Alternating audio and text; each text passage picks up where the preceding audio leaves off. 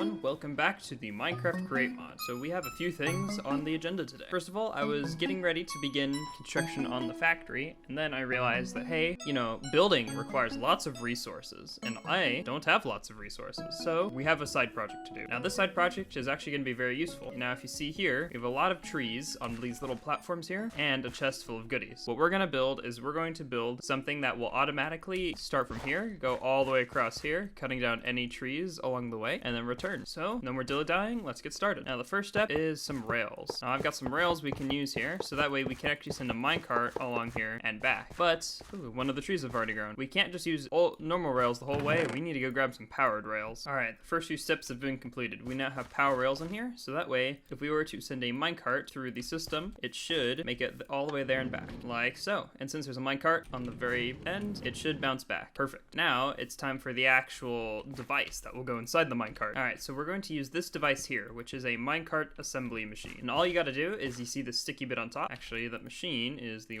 wrong way around. There we go. The sticky bit on top, you just stick things on top of it. What we're going to do is we're going to create a device here so we can stick some mechanical saws on it. So mechanical saws are very unique. Not only are they able to do some chopping of like logs into planks, but they can also chop down entire trees. So all you have to do is cut down all of the base of the tree, and the whole tree will be taken down and stored into whatever inventories we have on our machine here. So what I'm gonna do is apply some stickiness, get some barrels attached, and then make a lever. One moment. There we go. And then if we put a lever here, so whenever we flick this lever on, that is now powered, meaning if our minecart were to go through it while it was powered, it would assemble the machine. So if I were to show it off, the minecart doesn't get powered unless it goes through the machine. But now I can turn on the machine and then send the minecart through. Oh, hello. What brings you here? None of these are particularly useful. So bye, I guess. All right, with the machine properly powered, we should be good to go. If we look, the machine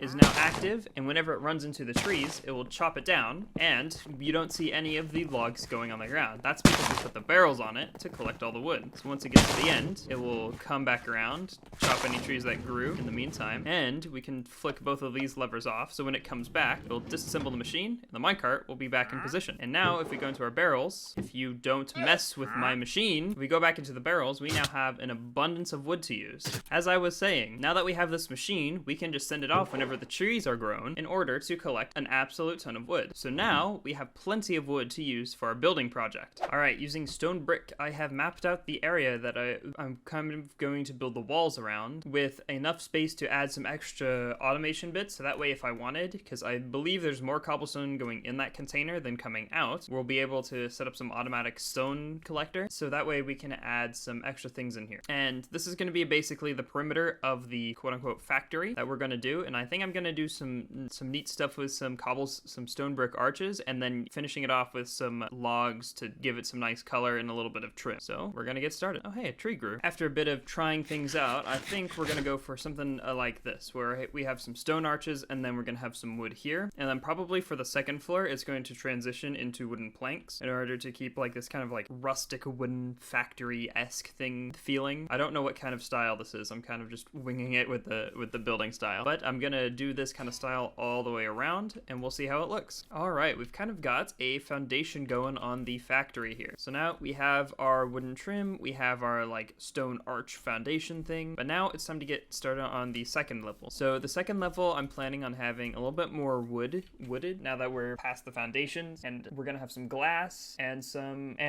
more space for factory things. So that way, if needed, I can expand vertically in the factory as well, because again, this is gonna be more than just a very inefficient iron producer. We are going to actually expand it and make it to more a multi-purpose factory. So we'll get on it. Here's what I've got as a current design for the windows. And even though it's not anything extravagant, this is supposed to be like a manufactory, and they're not supposed to, generally they don't look that extravagant. But I'll be able to, with some expert glass design and some extra details around the actual windows, we should be able to make this look pretty decent for a manufactory. Now all I got to do is repeat this around the sides, and then we'll have nearly a complete building. After that, which we'll just have to do the roof.